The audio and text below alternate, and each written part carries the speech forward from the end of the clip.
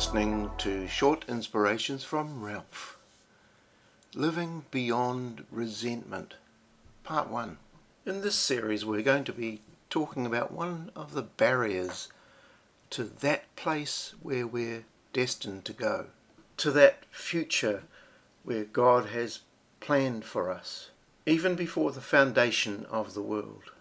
Our days on earth are too important to be polluted by unforgiveness and resentment and anger. Resentment means a bitter indignation at having been treated unfairly. Anger is a strong feeling of displeasure or hostility, and while there is a place for some sorts of anger, we are talking about anger that consumes us, eats us up, and is destructive. It's something in some form that we all struggle with. It's one of the great challenges that we face.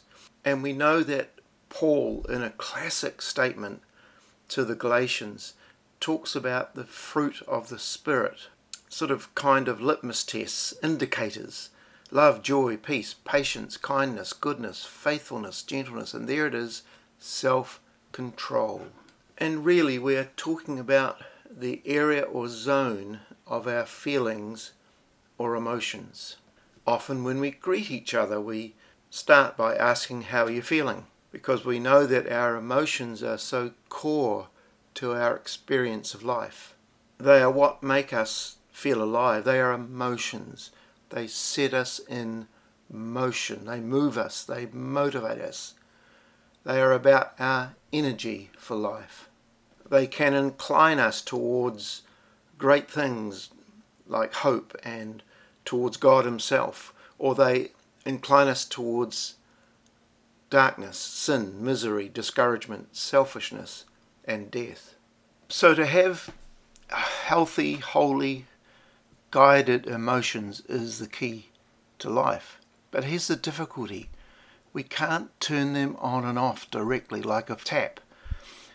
Can't just make yourself be joyful or feel love. We often think we're just a victim of our emotions. I'll say that again. We often think we're just a victim of our emotions, that they descend upon us from out of the blue and there's nothing we can do. But that's actually not really the case.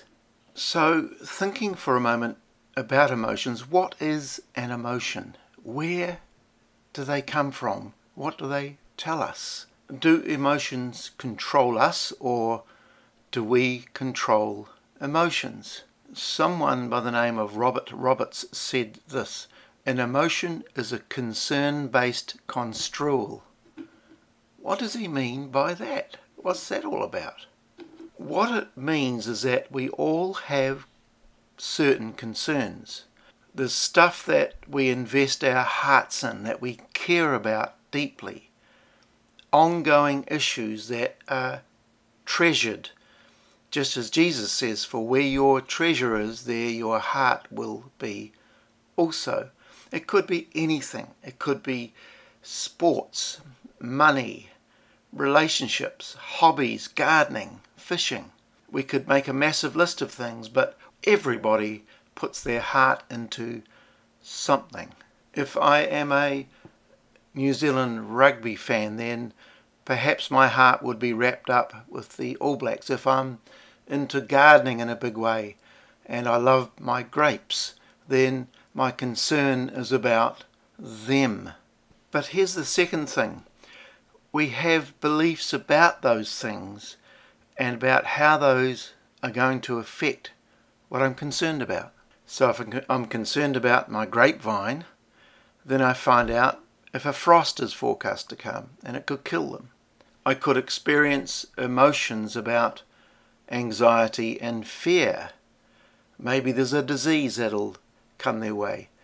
When the All Blacks go through the group stages into the next stages in the Rugby World Cup, my emotions will go higher because I'm concerned that they don't lose and they win and they get through to the final.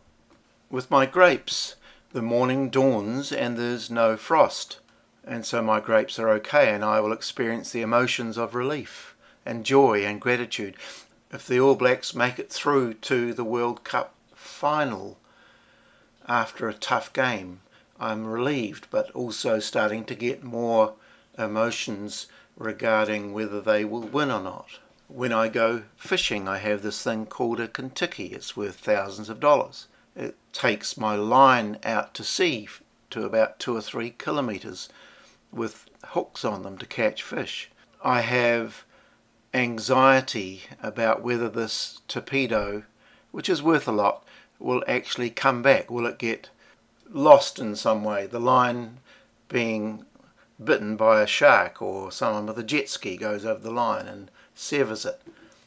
But then I have all sorts of relief when the Kentucky comes back in with the winch, and more joy when I actually catch a lot of fish. So in summary, my emotions are the product of my concerns plus my perceptions of my circumstances. Keep listening. God bless you.